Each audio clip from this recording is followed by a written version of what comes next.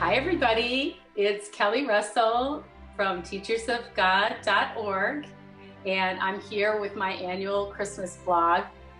So I'm talking to you today about Christmas shopping and gift-giving anxiety and how to break up with it. So if you've read previous Christmas blogs of mine, you may remember that I am kind of a total Christmas freak. And pretty much from Thanksgiving until New Year's, I get my jingle on and I'm listening to Christmas tunes and watching Christmas movies. I just love the vibe in the air. Everything sparkles for me. Everything smells like balsam and cinnamon, and I adore snow. It doesn't matter if it's what shows up in October and goes until May, and it's actually snowing today. We're having a snow day here in New England. I just get so excited. I think I never really outgrew that childhood magical sense of wonder, and I love the community around Christmas. I love the gatherings. I think of it as the return of the light and the birth of the Christ light in the world. I grew up believing that it was the coming of the Christ consciousness with the birth of Jesus. And so I love all of it. And it just never fails to make me so excited. And it literally is my favorite time of year. But another piece of it for me, which wasn't so exciting and was a bummer, and I dealt with it for a long time, was Christmas gift shopping and gift giving anxiety. And a few years ago, I realized as a coach and a therapist, I was looking more into it, even as I was coping with it myself, and I realized that it's a thing. Psychology Today wrote an article about it.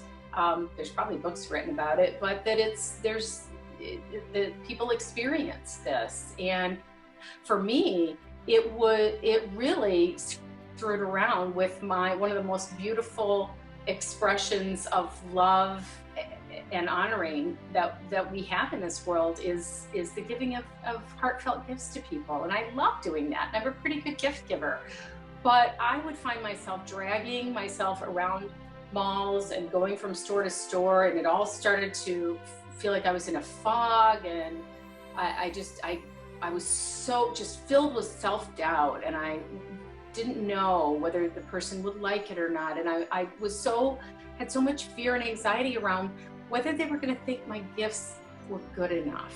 And it wasn't just one person, it was many people. And when you think about how ridiculous that is, that an expression of my love for you, that you're going to somehow think that isn't good enough. And, but that's what the ego does. That's how the ego twists things. And so it would make it so that the shopping wasn't as joyful of an experience as I really wanted it to be. And I would get so stressed out about it a couple of times in a few years. Literally, the stress of it, I made myself sick, and I was sick on Christmas Eve, and I couldn't go out and do like the Christmas Eve gathering or go to this candlelight service or whatever it was, because I had allowed the stress to affect me like that. And of course, wasn't that the best Christmas gift ever for the ego? Not only is it interfering with this expression of love, but then it's creating a sense of fear around it, and then making the body sick in the process. So pretty much everything on the ego's Christmas list.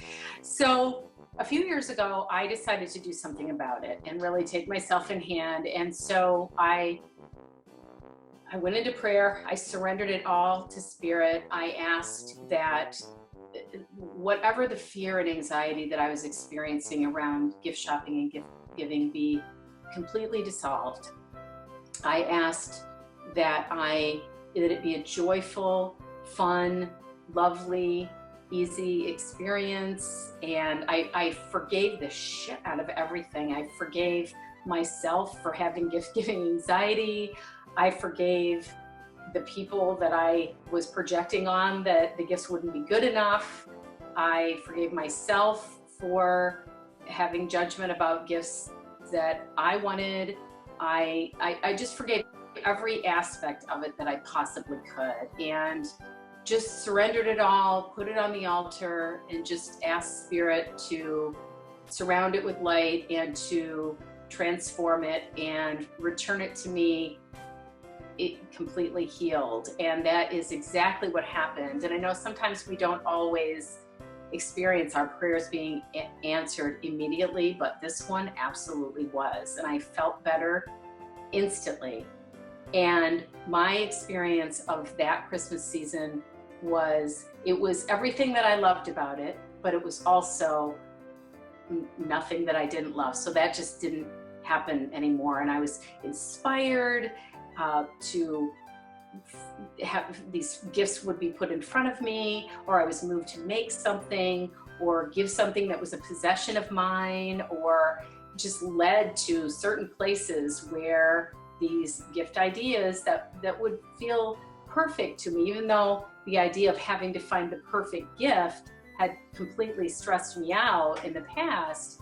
But when I would see something and think, oh, that's so perfect, and the person I love would love that so much, and oh, that's such a good idea, I would just say thank you. I'd just be in a place of gratitude and joy about it, and just, you know, going back into the person that I've always been around Christmas, with that, just that joyfulness, and not having that anxiety and that fear. So I'm reminded of Scrooge and the Grinch, two characters of many of our beloved Christmas stories and books and movies.